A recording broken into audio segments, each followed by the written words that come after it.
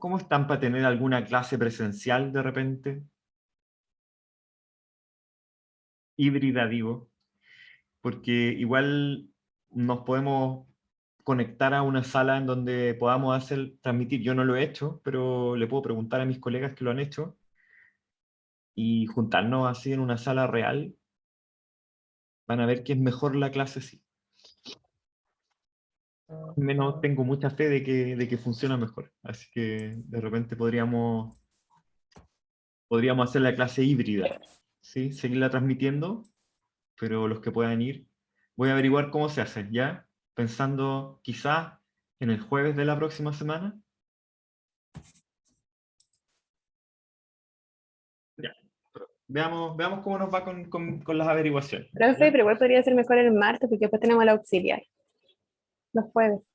Ah, es cierto, y el Felipe está en Curicó. Profe, igual otro comentario es que en un curso de repente sale ¿Sí? como las fechas en las que uno puede ir. Entonces no sé si yo pueda ir la fecha en la semana que no puedo ir, porque yo puedo ir esta semana en la U. Sí, sí, sí, entiendo. Es que yo lo que haría sería pedir como una dispensa especial a la escuela de posgrado, de que el magíster como que sea su propio grupo de control, una cosa así. Eh, Porque ustedes son pocos y no tienen muchos más cursos tampoco, entonces son una burbuja en sí. Eh, o la mayoría de los estudiantes son una burbuja en sí, pero eso es lo que tengo que averiguar para ver si resulta o no, porque también sería medio absurdo que tratáramos de hacer la clase y que solo dos pudieran ir presencial, por ejemplo. Quizás no es tan absurdo, pero tampoco, quizás no es absurdo, ¿ya? Quizás no es absurdo. El otro día me tocó ir a un concierto. A mí me gusta mucho una cantante que se llama La Niña Tormenta, eh, que tiene un montón de canciones así como medias meteorológicas también. Porque tiene una que se llama algo así como Va a llover hasta el domingo, ¿ya? Y tiene otra que se llama Que entre el frío, y ella misma se llama La Niña Tormenta, ¿ya? Entonces, eh, y bueno, no es muy difícil de alcanzar el sueño de verla en persona, porque en realidad es casi que vecina de Ñuñoa y siempre está tocando, pero en la pandemia como que no tocaba. Y, y me di cuenta que iba a ir a una plaza el día sábado del 18, iba a estar en una plaza. Y fuimos a la plaza, po. Y efectivamente ahí estaba la Niña Tormenta con su grupo y estaba tocando y, y miramos y éramos casi el único público. O sea, yo, la Francisca y el Raimi éramos los únicos que no eran ni cantantes, ni ayudantes de los cantantes o gente de la organización. Era súper triste, había poca gente, pero la Niña Tormenta cantó todas sus canciones, las cantó muy, muy, muy bonito. Cantó Que entre el frío, cantó también Va a llover hasta el domingo. Y yo después fuimos y hablamos con ella y le dijimos que la admirábamos mucho, qué sé yo, así que ella estaba muy contenta igual, aunque aunque éramos el único público, ¿ya? Entonces, ¿por qué conté esa historia? Porque da lo mismo si es que puede ir uno nomás, po.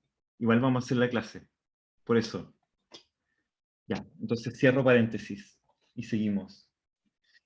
Ya, entonces, esta es la ecuación de movimiento, como la conocemos en coordenadas cartesianas. Y obviamente en coordenadas cartesianas lo que nos importa es el gradiente de presión, ¿cierto? Pero si fuéramos a llevar esta ecuación a coordenadas isobáricas, obviamente que no habría gradiente de presión, porque en coordenadas isobáricas la presión es constante, por lo tanto la fuerza de presión tiene que tener otra expresión, ¿sí? Y bueno, de eso se trata un poco, empezar a avanzar en este capítulo, que es básicamente transformar las ecuaciones de movimiento en ecuaciones en coordenadas de presión. Y de hecho ya lo habíamos hecho, porque en algún momento mostramos que menos 1 sobre ρ de P de I a Z constante es igual a el cambio del geopotencial a I constante, perdón, el cambio del geopotencial con I a presión constante. Entonces, este término de la fuerza de presión, el menos 1 sobre ρ gradiente de P, se traslada fácilmente en coordenadas de presión a el gradiente de geopotencial, pero a presión constante. ¿Sí? Entonces, estos términos son iguales y este es la forma que tiene el término en coordenadas cartesianas.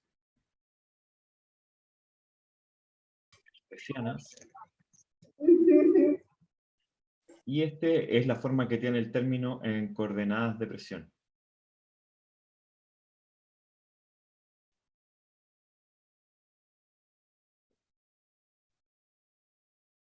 Pero son el mismo término.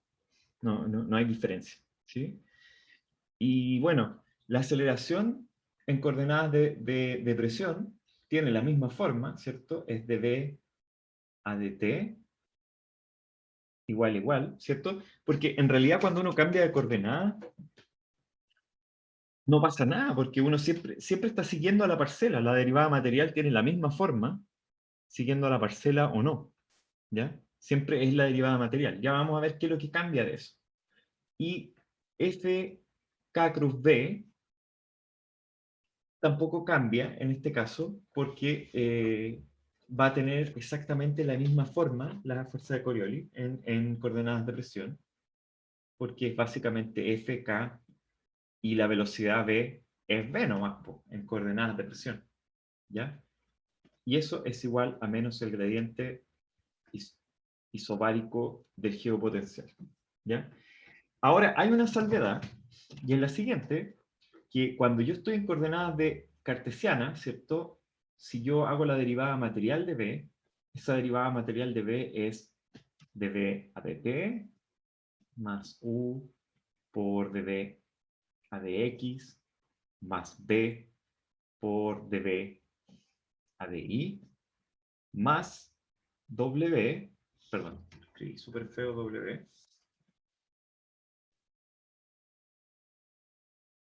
más w. ¡Ay! De nuevo lo escribí mal.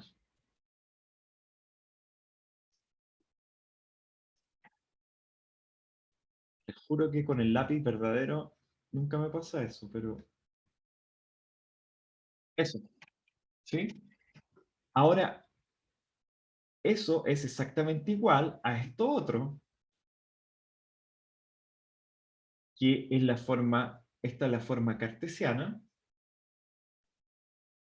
y la forma en coordenadas de presión es esta.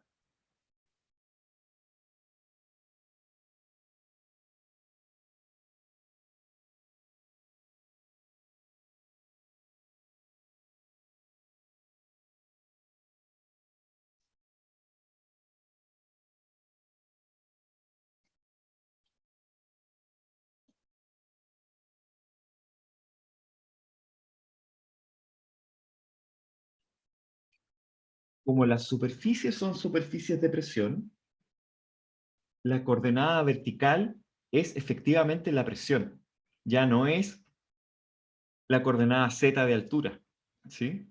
Así que la derivada material tiene esa salvedad, que es que la derivada material ahora, estas derivadas que pareciera que fueran el mismo término, ¿cierto? Primero veamos, estamos mirando la matemática un poco de esto. Ese término con ese, ¿creen ustedes que es el mismo término o es distinto?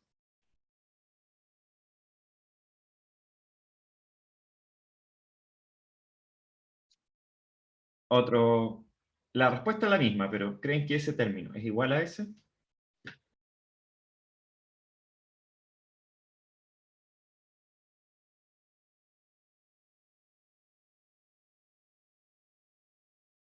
La pregunta es un poco capciosa porque ambas respuestas son correctas, ¿sí? Si ustedes me dicen que, oye, ambas respuestas también son incorrectas. Si ustedes me dicen que son el mismo, sí son el mismo porque se ven iguales, ¿cierto? Están escritos iguales, pero físicamente no son exactamente iguales porque en un caso, la velocidad, ¿cierto? La estamos mirando en una altura constante, mientras que en el otro caso la velocidad es a un nivel de presión constante. ¿Ya? Y nosotros sabemos que respecto de la altura, los niveles de presión podrían estar inclinados.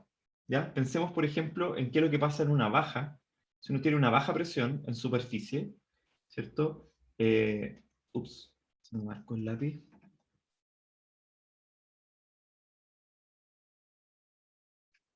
Si uno tiene una baja presión en superficie, por ejemplo, las isóbaras van a lucir algo así, como eso, ¿sí? Como que se van a meter al suelo. ¿Ya? Y eso significa que, por ejemplo, la superficie isobárica está inclinada respecto de la altura, ¿sí? Por ejemplo, esa podría ser una superficie isobárica de 850 hectopascales, en el caso así como extremo de un huracán. Hay huracanes que, por ejemplo, se les ha medido presiones al interior del ojo como cercanas a los 900 milibares, 900 hectopascales. Es como que la superficie de presión se mete hacia el ojo del huracán y se mete a la tierra, hacia adentro. Entonces, la superficie isobárica es una superficie que está inclinada. ¿Sí? Entonces, la velocidad realmente, en coordenadas de presión, es esta velocidad de acá, ¿cierto? La velocidad paralela al plano isobárico, mientras que en las coordenadas cartesianas se entiende que la velocidad es paralela a una superficie cartesiana de altura. ¿Ya? Esa es una primera diferencia, ¿cierto? Que no es aparente de la manera en cómo uno está escribiendo la ecuación, porque básicamente los términos se ven iguales. ¿Ya? Lo que uno tiene que recordar siempre es que la derivada parcial de a de x, ¿cierto? Implica siempre que uno está tomando la derivada dejando todas las demás cosas constantes. Y en este caso, lo que queda constante es la coordenada y, la coordenada p y el tiempo, ¿cierto? Así que esa, por ejemplo, es la derivada en coordenadas de presión, esa es la derivada parcial, mientras que en coordenadas cartesianas la derivada parcial de x, por ejemplo, es dejando y, dejando z y dejando t constante. O sea, son un poquito distintas a pesar de que uno las escribe igual. Y la segunda cosa evidente, que sí es evidente de la ecuación, son estas dos, ¿cierto? Ese W de ahí es distinto a ese omega de acá, ¿ya? Esta es la velocidad que se llama, de hecho, la velocidad omega. Así se le llama. Y esto de acá, obviamente, es distinto a lo de acá, simplemente porque nuestra coordenada vertical ahora es la presión y no la altura geométrica. Y entonces pasemos a definir la velocidad omega. La velocidad omega, por definición, es el cambio de la presión siguiendo a la parcela. ¿Sí? Que análogamente a lo que uno definía antes, W, por ejemplo, es el cambio de altura siguiendo a la parcela. ¿Cierto? Es el cambio de la coordenada vertical siguiendo a la parcela. Y esto no es otra cosa que lo mismo. La velocidad omega es el cambio de la coordenada vertical siguiendo a la parcela. ¿Ya? Y por supuesto que U es también el cambio de X siguiendo a la parcela y B también es el cambio de Y siguiendo a la parcela. ¿Sí? Así que esos son, en estricto rigor, son iguales en ambas formulaciones, salvo por supuesto que estos también tienen sus propios términos, ¿sí? Y obviamente esto es de x a de x es 1, ¿cierto? X no cambia en función del tiempo, y una cosa así en realidad no nos da ninguna información adicional, más que decirnos que U es igual a U, ¿sí? Porque eso es 1, etc. Pero U es el cambio de la posición X siguiendo la parcela. Ok. Entonces, la ecuación, ¿cómo queda la ecuación de movimiento en coordenadas isobáricas? Queda así nomás. Queda como dv a dt más F por K cruz B es igual a menos gradiente isobárico de phi.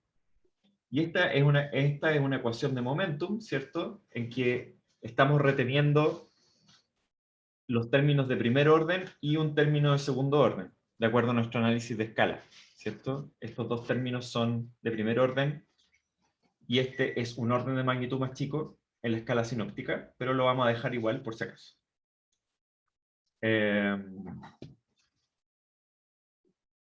¿Cómo sería la relación geostrófica entonces en coordenadas de presión? La relación geostrófica en coordenadas de presión sería así. F por K cruz el viento geostrófico es igual a menos el gradiente P del geopotencial. ¿Ya? Y eso lo podemos escribir de otra forma, ¿cierto? Lo podemos escribir así como B sub G es igual a 1 sobre F por K cruz gradiente isobárico de P. ¿Ya? En donde lo que hice fue pasar o multiplicar todo por 1 sobre F y después premultiplicar las dos ecuaciones por K cruz. ¿Ya? K cruz B sub G, K cruz B sub G es menos B sub G, ¿ya? Y K cruz gradiente de P es lo que está acá, y le quita el signo menos el menos B sub G y nos queda eso. ¿Ya? Así que esta es la relación de viento geostrófico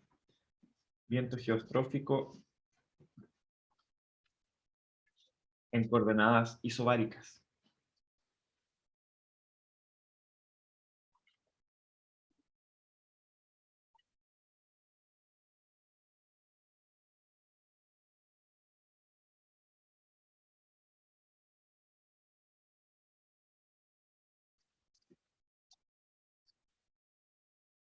¿Cómo era el viento geostrófico en coordenadas de presión? Era así. El viento geostrófico en coordenadas de presión, en coordenadas cartesianas era así. ¿Sí? Y aquí vemos que hay una simplificación buena, y es que el viento geostrófico antes dependía del gradiente de una propiedad en la superficie, en este caso la superficie cartesiana, pero además dependía del valor de la densidad en esa superficie. Y ahora no depende más de la densidad, sino que depende solo del gradiente del geopotencial. Y eso es una gran ventaja, porque resulta que si uno considera que F es aproximadamente constante, y hay, en realidad esto es una suposición, ¿cierto? Una suposición que no necesariamente va a ser verdad, y habría que evaluar bajo qué condiciones F realmente es constante, porque F es el parámetro de Coriolis, y nosotros sabemos que si uno tiene desplazamientos grandes en latitud, entonces F no necesariamente es constante, pero para una cierta escala, ¿cierto? En donde F no cambia tanto, uno puede decir con cierta propiedad que F es aproximadamente constante. Si uno considerara que F es constante, entonces uno podría tomar, por ejemplo, la divergencia de este operador, y que F es constante, la divergencia de un rotor es cero. La divergencia de un campo rotacional es cero. Este campo es puramente rotacional si es que F es constante. ¿Sí? Porque es una constante por K cruz gradiente de P. ¿Ya? Esto sería cero si F es constante. Mientras que, si yo tomo acá la divergencia del viento geostrófico, no necesariamente es constante, porque no necesariamente la densidad es constante en una superficie cartesiana. ¿Sí? Y entonces sí hay un rotor, pero no es suficiente para asegurar que la divergencia es constante. Entonces, eh, la divergencia del viento geostrófico en una superficie de presión es aproximadamente igual a cero. O sea, si nosotros dibujamos el viento en una carta de presión, por ejemplo, la carta de 500 hectopascales, yo sé que el campo se dice, el campo de viento geostrófico se dice que es puramente rotacional. Lo cual significa que no tiene divergencia el viento geostrófico. ¿Ya? Y eso, ¿a qué se parece en la realidad? Bueno, supongamos que estos son nuestros contornos de geopotencial, ¿cierto? Y aquí tenemos una alta en el hemisferio sur. Nosotros sabemos que el viento geostrófico va a ser paralelo a las isolíneas de geopotencial.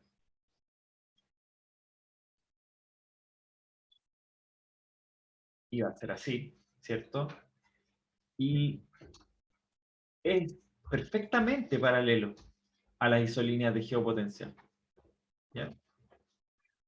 Y por lo tanto, no hay divergencia, es decir, no cruza el viento geostrófico, no cruza el viento geostrófico nunca ninguna línea de isogeopotencial. Y entonces es un campo puramente rotacional. Ahora, ¿existe lo que se llama un campo puramente divergente? También existe. Y en ese caso, y bueno, lo voy a escribir con otra letra porque no lo estamos viendo nomás, pero por completitud, un campo puramente divergente sería un campo cuyo rotor es cero. El rotor, supongamos que el rotor del viento geostrófico fuera cero, si el rotor del viento geostrófico fuera cero, entonces B sub G sería puramente divergente. Pero no es, ¿ya? Es solo un ejemplo. Y uno puede mostrar en realidad que el campo de viento se puede descomponer en su componente rotacional más su componente divergente. Y la componente rotacional del viento es el viento geostrófico, y la componente puramente divergente del viento es el residuo del viento geostrófico, es decir, el viento ageostrófico. Quizás les suena del control 1, quizás.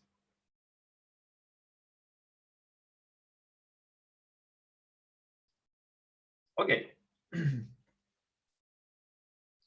¿Cómo queda la ecuación de continuidad en coordenadas isobáricas?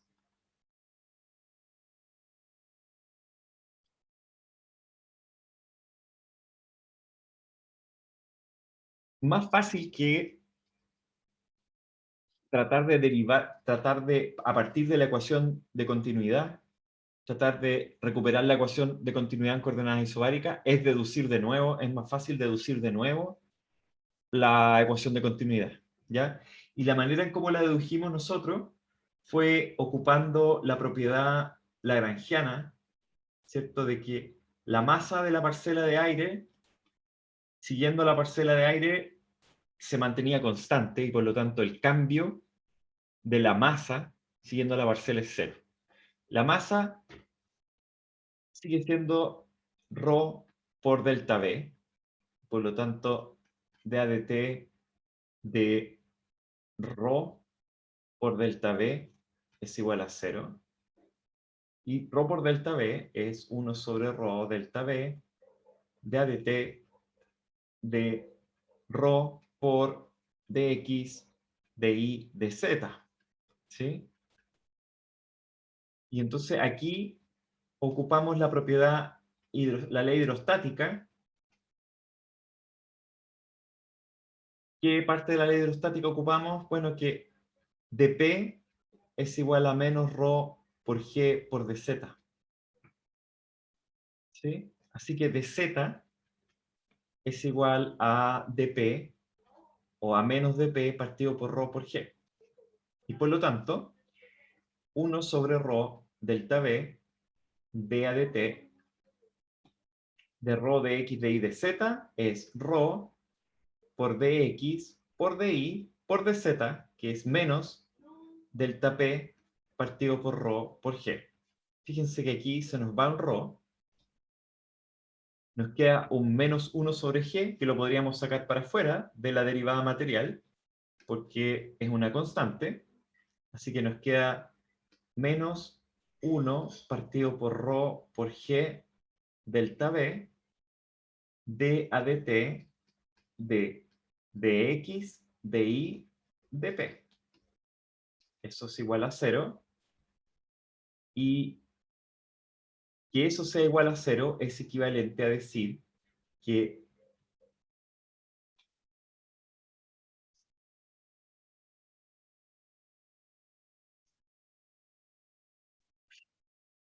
de dx a dt más d de dy a dt más d de dp a dt es igual a 0. Y esto es lo mismo que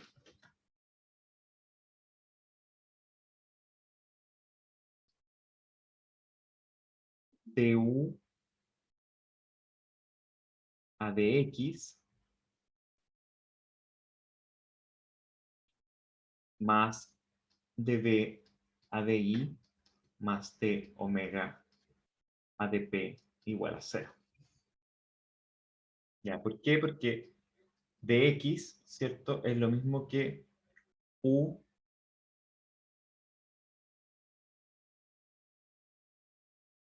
por delta t.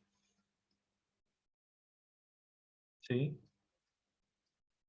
Dy es lo mismo que p por delta t y dp es lo mismo que omega por delta t. Y cuando uno toma la derivada material de esto, de a de t, por ejemplo, de u del dt, es igual a, déjenme ver, ojalá que me resulte esto, pero yo creo que sí, esto debería ser matemáticamente correcto, es lo mismo que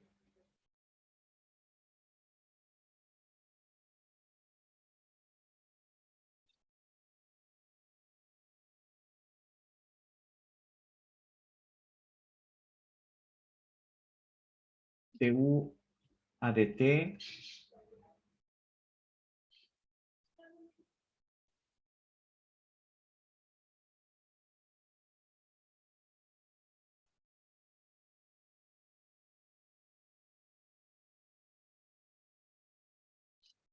déjenme ver si lo estoy explicando bien esto. Tu, tu, tu, tu.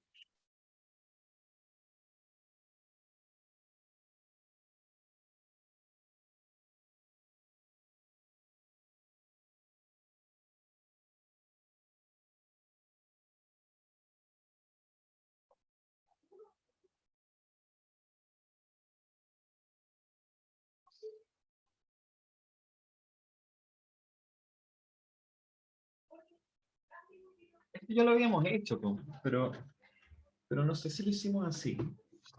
Estoy seguro que lo hicimos así, pero esto también debería ser verdad si lo escribimos así. Déjenme que estoy un poco confundido con mi propia anotación acá, porque el de x es infinitesimal, ¿sí? Así que es la derivada con respecto al tiempo de un infinitesimal, ¿sí?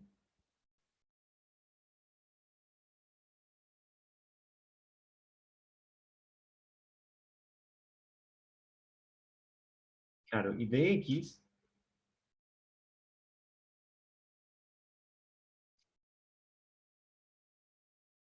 uno podría decir que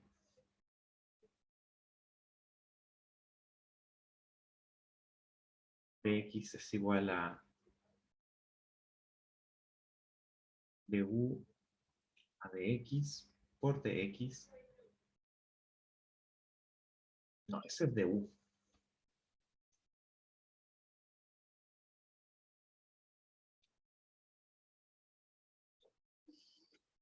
Dx es u por dt. Eso está clarísimo.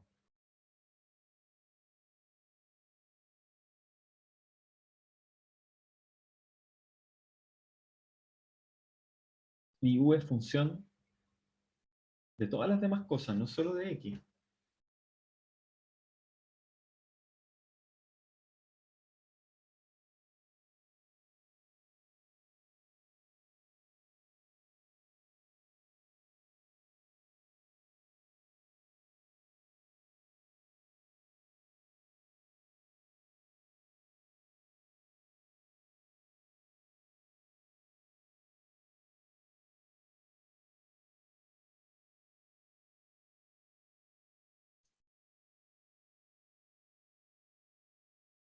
Ya, ok.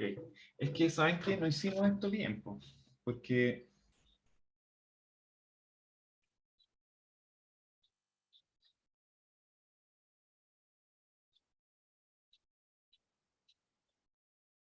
problema es que yo llegué y dije, esto es igual a cero, pero esto en realidad no es igual a cero, todavía. O sea, no podemos despreciar nuestros diferenciales, porque de hecho la regla del producto es bien estricta con eso todavía. Acá todavía tenemos nuestra constante, menos 1 sobre rho g de b. ¿Ya? Y aquí viene la regla del producto, y lamentablemente no nos podemos hacer los lesos con lo que viene, porque la regla del producto dice di dp de dx a dt más dx dp de di a dt más dx di de dp a dt. Y eso es igual a cero. ¿Ya? Y fíjense que está todo dividido por delta b, ¿cierto? O por rho sub g por delta b. O por g sigue siendo, o dp sigue siendo rho g de z, ¿cierto? Así que rho por g es lo mismo que dp a de z, ¿sí? Y por lo tanto, aquí en delta b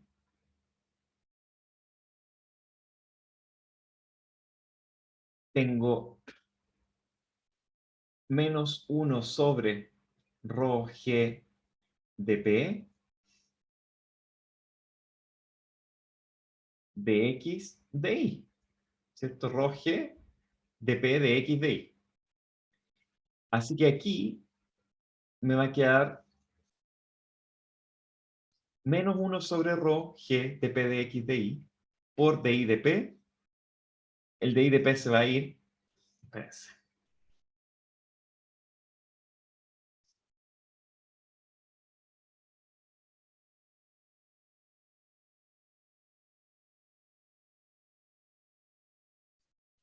di dp se va y queda solamente un dx abajo, 1 sobre dx de dx dt. Acá queda solo un di.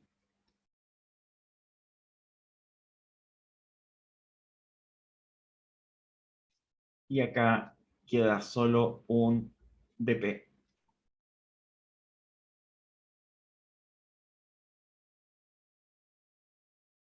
Ya, y eso es lo que tenemos. Y eso es igual a 0. ¿Sí? Ahí sí. Entonces, ahora sí, estos dx son chiquititos. ¿Sí? Son diferenciales.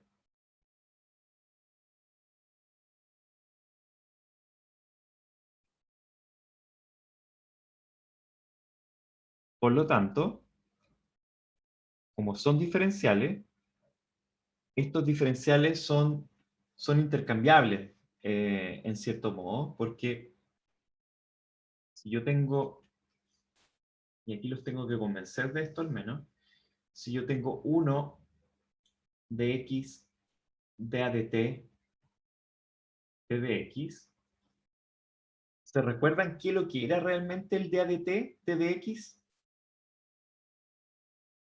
Era el cambio de el tamaño de la parcela siguiendo a la parcela, ¿cierto? Entonces, el cambio del tamaño de la parcela, siguiendo a la parcela, o sea, todo esto de acá era como si se tratara de la diferencia de la velocidad. ¿Se acuerdan? Porque es el cambio, es la tasa de cambio con el tiempo de el tamaño de la parcela. Ah, bueno, eso es delta U, ¿cierto? Así que esto de acá es delta U en la parcela, ¿cierto?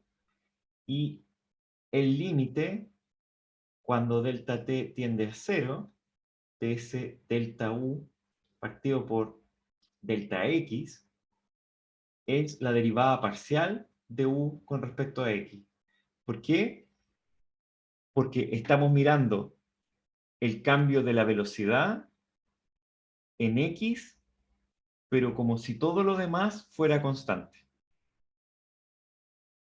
No estamos cambiando la presión, no estamos cambiando la coordenada Y, ni estamos cambiando el tiempo en este caso, porque estamos mirando el delta X en un infinitesimal acá.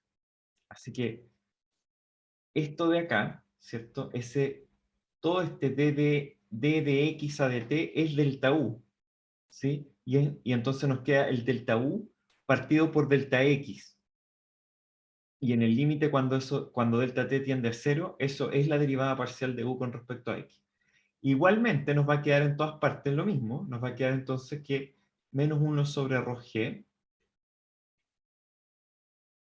es igual a du a dx más dv a di más dp, perdón, dp no, nos va a quedar más de omega a dp.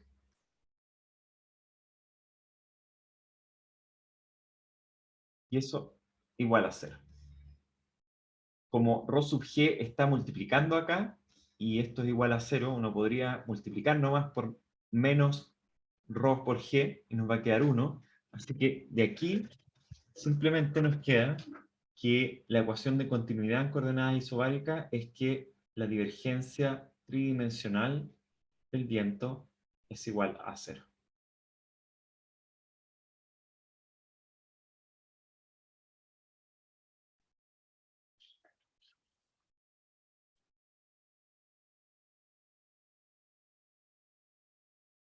En realidad, siempre hay que definir esto, porque si no,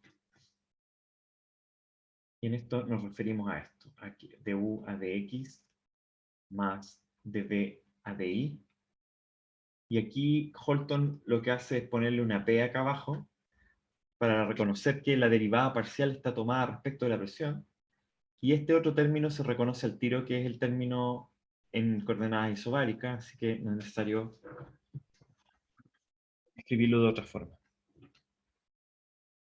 Así que la ecuación de continuidad también es harto más sencilla en coordenadas de presión que en coordenadas cartesianas.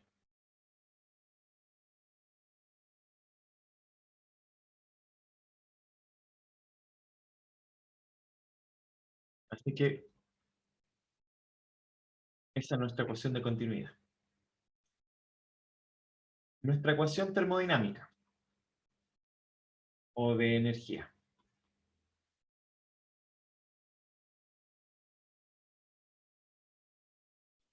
La ecuación termodinámica que recién habíamos deducido era algo así como esto. C sub P de T de T menos alfa de P de T es igual a J. ¿Sí? Pero, si se fijan, de T a dt, ¿cierto? De T a dt, para escribirlo ahora en coordenadas isobáricas, tendríamos que escribir esto. Dt a dt más u por dt a dx más v por dt a di más omega por dt a dp.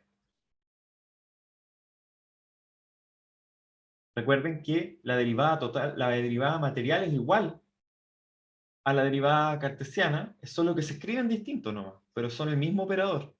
¿Ya? Coordenadas isobáricas necesitamos hacer esto. Eso es todo. Y lo mismo va a pasar con dp de t. Pero ¿cuánto vale dp de t en coordenadas isobáricas? 0. Alejandro, 0. pero no.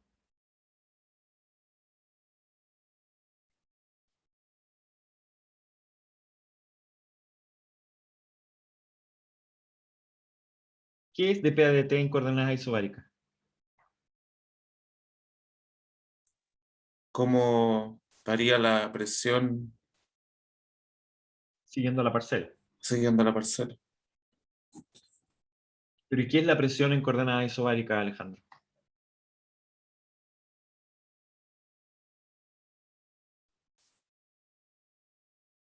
Eh,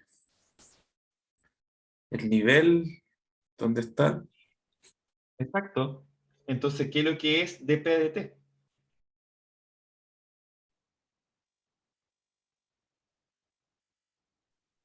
¿Será la velocidad en z? Es la velocidad, pero no en z, ¿cierto? Es la En velocidad P. vertical. Es la velocidad vertical.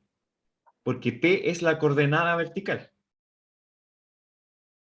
Todo esto requiere que nos acostumbremos a que en coordenadas isobáricas la presión ya no es una variable de estado, sino que la presión es una coordenada más. ¿Sí? Entonces, esta es una velocidad ahora. Es la velocidad con la que la parcela se mueve en la vertical. ¿Sí? Eso es todo. Así que dp a dt es omega. Y por lo tanto, la ecuación termodinámica uno la podría escribir así, como C sub P, dt a dt, más U por dt a dx, más D por dt a di, más omega por dt a dp, menos alfa por omega igual a j. ¿Ya? O, si uno la quiere ordenar un poquito, ¿cierto? Porque uno la podría querer ordenar un poquito, uno podría dividir por C sub P y escribir todo esto así como d a dt más U por dt a dx más B por dt a di, ¿cierto? Y nos debería quedar algo así como esto. Podríamos factorizar por omega, ¿cierto? Y cuidado ahí con el C sub P también. Si dividimos todo por C sub P, entonces nos va a quedar, esto nos va a quedar dt a dp menos alfa partido por C sub P por omega, y eso es igual a j partido por C sub P. ¿Sí? ¿Está bien esto? Falta un signo más. Ah, perdón, claro, falta ese signo más de ahí. ¿Ya? Y alfa, ¿cierto? Es el volumen específico, así que uno puede reemplazar alfa por alfa igual a R sub D por T partido por P, ¿cierto? De la ecuación de estado. Ecuación de estado. Y le podemos cambiar el signo de ese término un poco y la vamos a escribir así.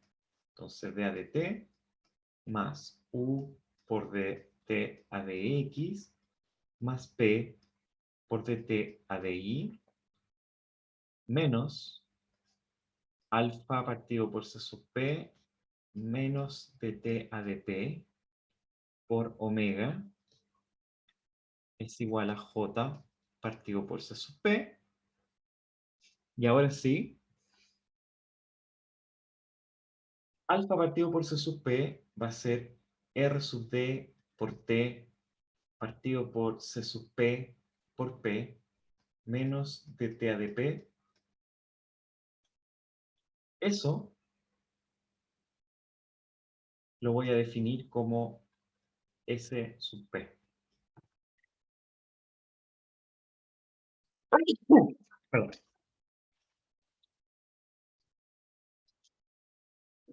Y fíjense en lo siguiente, que si yo tengo θ, la temperatura potencial, igual a T por P sub S partido por P elevado a R sub D partido por C sub P, yo tomo la derivada con respecto a la presión de esto, hago de θ a dP. De θ a dP entonces va a ser igual a dt a dP más, perdón,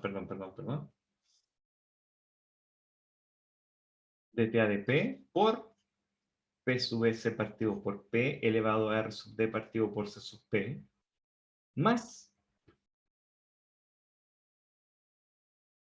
T por la derivada de esto. ¿Cuál es la derivada de esto? La derivada de eso es P sub S elevado a R sub D partido por C sub P por la derivada de P elevado a menos R sub D partido por C sub P. O sea, menos P elevado a R sub D partido por C sub P menos 1. O menos eso. ¿Está bien o no? Por nada. Porque es la derivada con respecto a P. Fíjense que T por P sub S elevado a R sub D partido por C sub P por P elevado a menos R sub D partido por C sub P.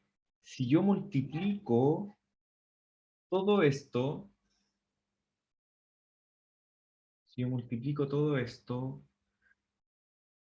mm,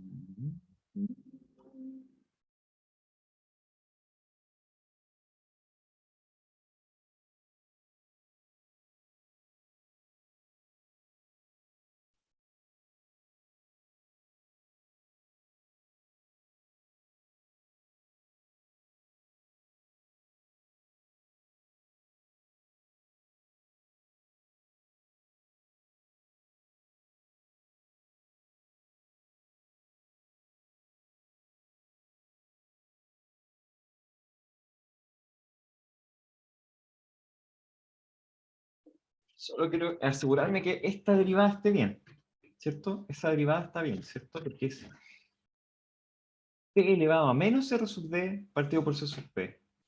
D a dP de P elevado a menos R sub D partido por C sub P debiera ser igual a menos.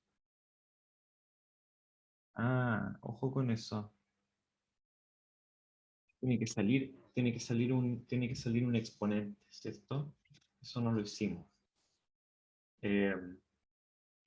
Porque P elevado a alfa, la derivada con respecto a P de P elevado a alfa es igual a alfa por P elevado a alfa menos 1 por de P a dP, que es 1, ¿cierto? Así que la derivada con respecto a P de P elevado a menos R sub D partido por C sub P es menos R sub D partido por C sub P por P elevado a menos R sub D partido por C sub P más 1.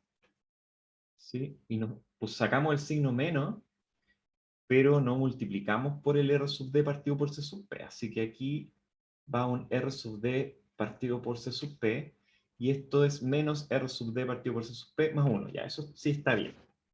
¿De acuerdo? Ahora bien, ¿qué pasa si...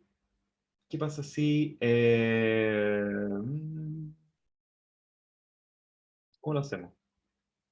¿Qué pasa si multiplicamos todo por t?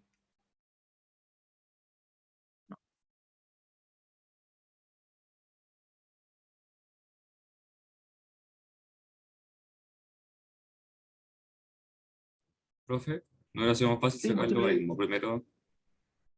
un logaritmo.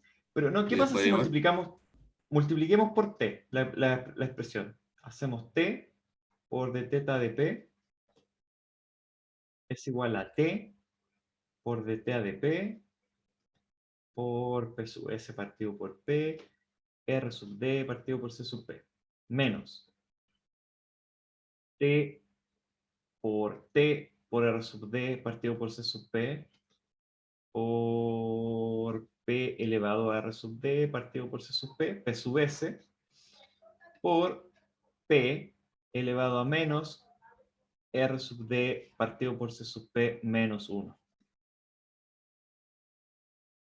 Eso multiplicar por t. Y ahora, ¿qué pasa si multiplicamos si dividimos por teta? Dividimos por t multiplicado por p sub s partido por p por r sub d. Si dividimos por teta, entonces aquí se va la t, ¿cierto? Y se va la p sub s partido por p por r sub d, ¿cierto? Porque eso es teta. Así que si dividimos por teta se va ese de ahí. Y acá se va una t, se va una t, ¿cierto? Y dividimos por p sub s partido por p elevado a r sub d partido por c sub p. Se va esa de aquí y nos queda multiplicando un p elevado a r sub d partido por c sub p. Pero acá tenemos menos r sub d partido por c sub p más 1. Significa que nos queda una p arriba acá. ¿Ya? Y entonces esto nos queda igual a dt a dp menos t por p por r sub d partido por c sub p.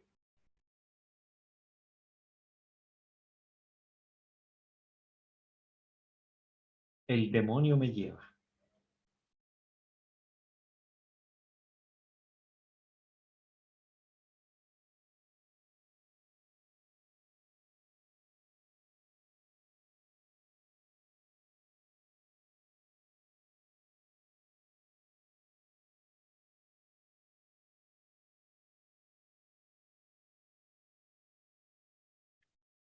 Este signo está malo, cabros.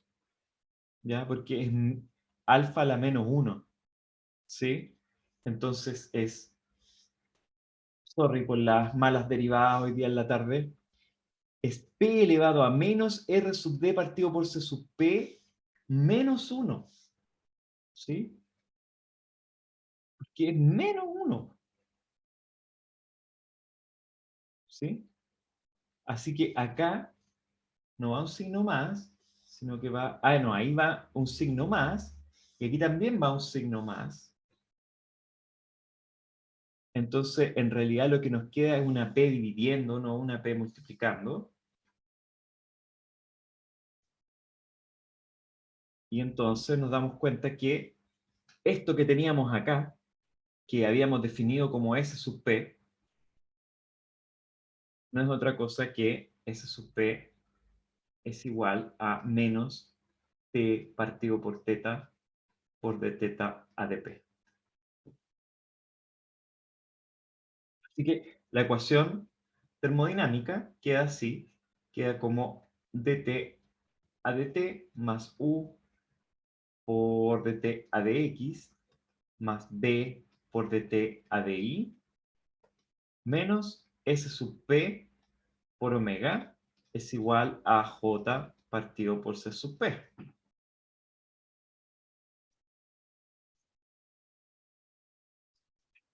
Con s sub p igual a eso. ¿Qué es s sub p? Entonces,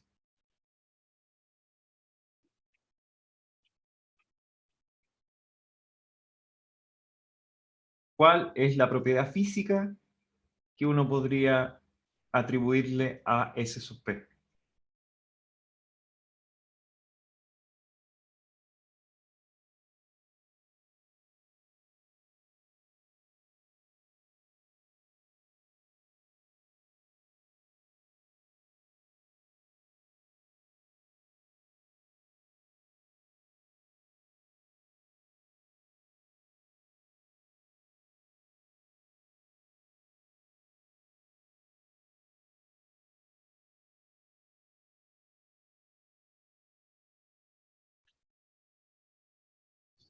que las variaciones de temperatura potencial, la altura o nivel de presión originaría transporte de energía. Pero el primer término de S sub P es el gradiente adiabático, ¿no?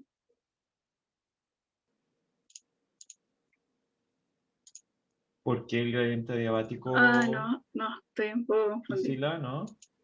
No, te parecía.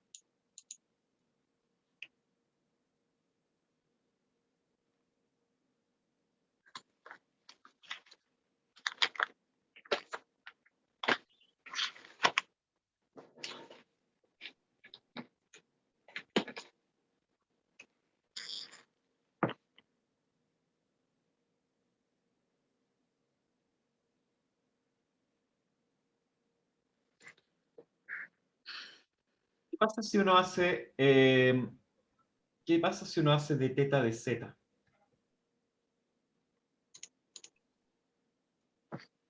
Un mosquito, perdón. ¿Qué pasa si uno hace de teta de z?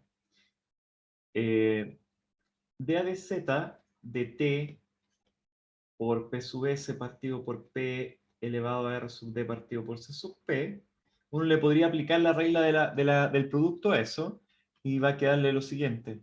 dt a de z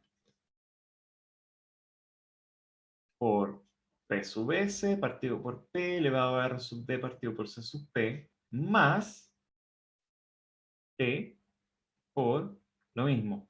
P sub S elevado a R sub D partido por C sub P por la derivada de P elevado a menos R sub D partido por C sub P. Ahora la vamos a hacer bien, y entonces va a ser P elevado a menos, perdón, al tiro tenemos que sacar el menos R sub D partido por C sub P, menos R sub D partido por C sub P, por P elevado a menos R sub D partido por C sub P menos 1. ¿Yes? Fíjense que vamos a poder hacer lo mismo o algo parecido a lo que hicimos recién con nuestro famoso término, S sub P, que es multiplicar por teta, multiplicar por t y hacer algún enjuague. Olvídense de eso. Tratemos de encontrar la relación, tratemos de encontrar qué es lo que es realmente S sub P a partir de esta ecuación de acá. Entonces teníamos que S sub P es R por T partido por C sub P por P menos dt a dp. ¿Sí? Pero ¿cuánto vale dt a dp? dt a dp lo podríamos tratar de reemplazar por dt a dz por dz a dp. ¿Sí? Ocupando la ecuación hidrostática, dp a dz es igual a menos ρ por g. Así que en realidad el dt a dp, ahí en S sub p, esto es R por R sub D por T partido por C sub P por P menos dt a dz por dz de P, o sea, por 1 sobre ρ por g. ¿Qué pasa si multiplicamos por 1 sobre ρ por g? Si multiplicamos por 1 sobre ρ por g, nos queda ρ por g por S sub P es igual a ρ por g por R sub D por T partido por C sub P por P más dt a dz. Hasta acá que P es igual a ρ por R sub D por T. Así que ρ por R sub D por T es P. Así que ρ por R sub D por T con P se cancela y ρ por G por S sub P es igual a G partido por C sub P más dt a dz. Y eso lo podemos escribir así. Eso es gamma menos gamma sub D. Así que S sub P es igual a 1 sobre ρ por G por gamma menos gamma sub D.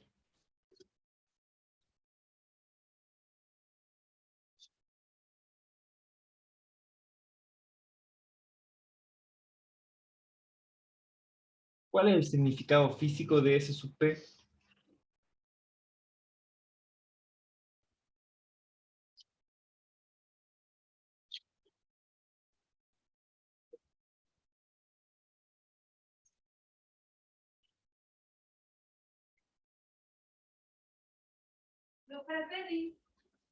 ¿Va a buscar al Perry? Ya.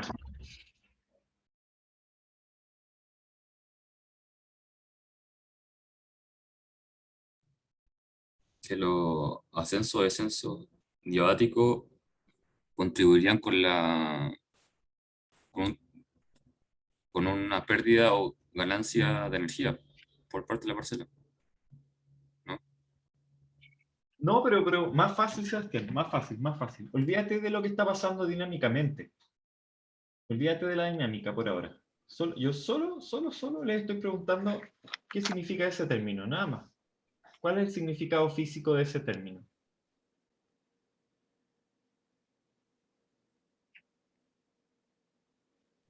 Estabilidad ¿Estabilidad? ¿Por, por qué se te ocurrió eso? por los diferencias de gradiente respecto al gradiente diabático seco en la parcela. A ver. Explain yourself. Porque ahí tenemos es que se sube que el gradiente diabático. Y respecto a esa diferencia, vamos a ver si la parcela va a salir disparada o va a Exacto. oscilar respecto a un entorno. Exacto. Esta es la diferencia entre el gradiente y el gradiente adiabático seco. Si es que el gradiente de la atmósfera es el gradiente adiabático seco, entonces S sub P es cero. ¿Sí? ¿Y qué decíamos cuando la atmósfera tenía un gradiente adiabático seco? ¿Qué decíamos que la atmósfera, cuáles eran las condiciones atmosféricas en ese caso? La atmósfera era neutra respecto de la estabilidad estática. ¿Sí? ¿Qué pasaba cuando gamma es mayor que gamma sub D?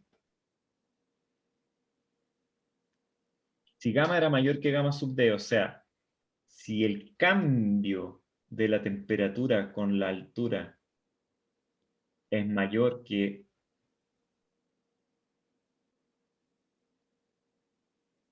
Ojo que, espérense una cosa nomás.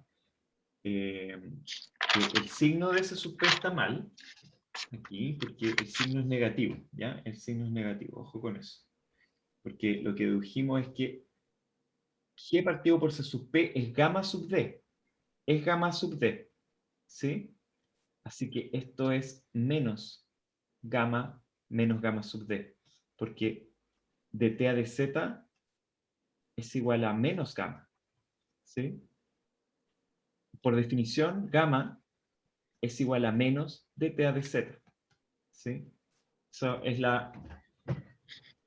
Yo, esta historia la debería contar, porque, porque me abrió la mente en una manera en que yo no había entendido nunca esto en inglés y nunca había entendido la razón eh,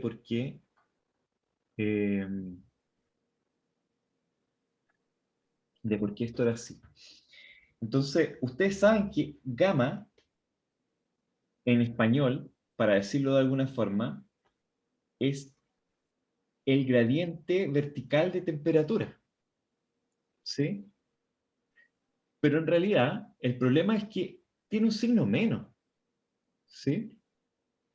Entonces, suena muy extraño porque resulta que si tiene un signo menos, no es realmente el gradiente vertical de temperatura, sino que es menos el gradiente vertical de temperatura. Ya, ahora, ¿por qué en inglés esto no se llama el gradiente vertical de temperatura? Gamma tiene un nombre en inglés. ¿Cómo se llama en inglés? ¿Quién sabe? Lapse rate. Lapse rate. ¿Ya? ¿Qué pasa si uno llega y traduce esto de manera literal? ¿Cuál sería la traducción literal al castellano de lapse rate? Tasa de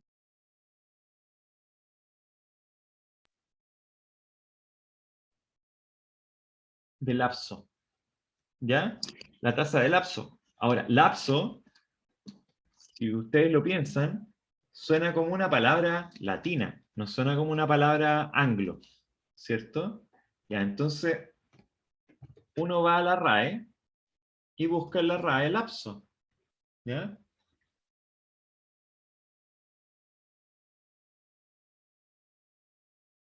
Y entonces, piensen lo siguiente. Les voy a compartir la pantalla. Esta es la definición de lapso en la RAE. Lapso es que ha caído en un delito o error. ¿Ya? Tuve un lapsus, ¿ya? O se me produjo un lapso. Pero la segunda acepción es lapso, paso o transcurso, tiempo entre dos límites, o caída en una culpa o error. Pero la etimología de la palabra lapso es el latín caída, ¿ya? Y nosotros decimos, tuve un lapsus, o sea, tuve una caída, ¿sí? Pero nunca lo ocupamos en la acepción original del latín de caída, ¿cierto? Solo lo ocupamos en paso de tiempo, y esa es como el típico definición de lapso, también tiempo entre dos límites. Y entonces ahora volvamos a nuestra,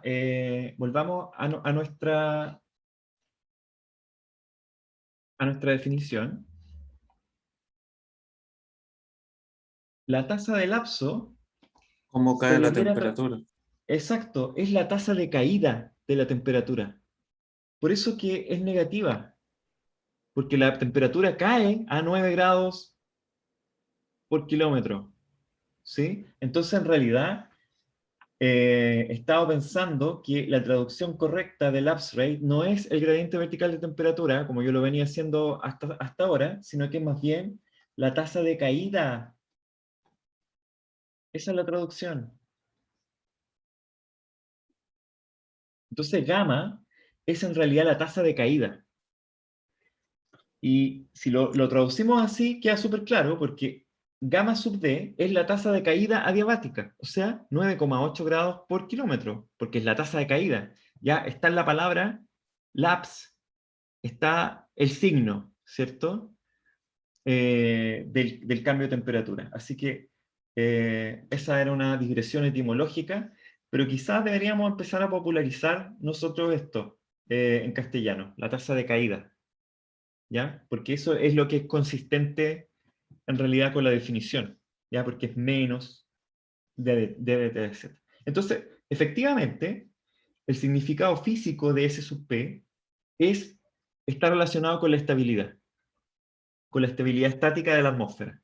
Si es cero, la atmósfera es neutra, y por lo tanto, lo que nos quiere decir la ecuación es lo siguiente, que si vamos ahora a la ecuación termodinámica, si la atmósfera es neutra, ascensos o descensos en la vertical no van a modificar la temperatura apreciablemente, o no van a modificar la temperatura porque nos van a traer, ¿cierto?, la misma temperatura potencial, básicamente de arriba o de abajo. ¿Sí? Esto lo habíamos discutido en la clase pasada. En cambio, si la atmósfera es estable, significa que la temperatura potencial en una capa superior es más alta que la que yo tengo en una capa inferior, y como la temperatura potencial en una capa superior es más alta que la que tengo en una capa inferior, si es que yo tengo descenso, entonces ese descenso va a hacer aumentar la temperatura localmente. Ahora, ¿cómo funciona eso en la práctica? Mirando la ecuación, funciona de la siguiente forma. dt a dt, ¿cierto? Va a ser igual a menos el gradiente de presión, perdón, aquí vamos a ocupar un poco de notación. dt a dt va a ser igual a menos b punto gradiente isobárico de t, ¿cierto? Que este va a ser el término de advección horizontal, donde d va a ser solamente la componente u y v del viento, ¿sí? Y vamos a dejar sola también la ecuación más s sub p por w, más J partido por C sub P. ¿Sí? Entonces, cuando la atmósfera es estable, la atmósfera es estable cuando la tasa de caída es menor que la tasa de caída adiabática. ¿Sí? Entonces, cuando este término es negativo, es decir, cuando S sub P es positivo. ¿Cuándo tenemos descenso? Descenso tenemos cuando la presión aumenta con el tiempo, ¿cierto? Ahí estoy descendiendo. Así que si ambos son positivos, si la atmósfera es estable, y si además tengo descenso, ojo que, fíjense que omega tiene el signo contrario a W. W era positivo cuando había ascenso, pero omega es positivo cuando hay descenso, porque es positivo cuando la presión aumenta conforme uno sigue el movimiento de la parcela. Así que si estos dos son positivos, es decir, si la atmósfera es estable y hay descenso, entonces la temperatura aumenta, que es lo que uno esperaría, porque lo que está pasando cuando hay descenso es que la temperatura debiera aumentar de acuerdo a el gradiente adiabático seco, y si es que la temperatura potencial en el nivel que yo estoy más arriba, desde donde estoy bajando, es mayor que la que tengo en el nivel donde estoy mirando, entonces necesariamente la temperatura va a aumentar porque voy a estar trayendo una temperatura potencial mayor. Y ese J partido por C sub P es obviamente el término diabático,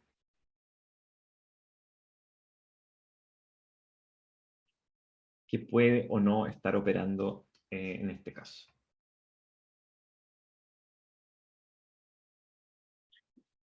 Ok, este es un excelente momento para terminar. Y próxima clase vamos a estar viendo flujo balanceado.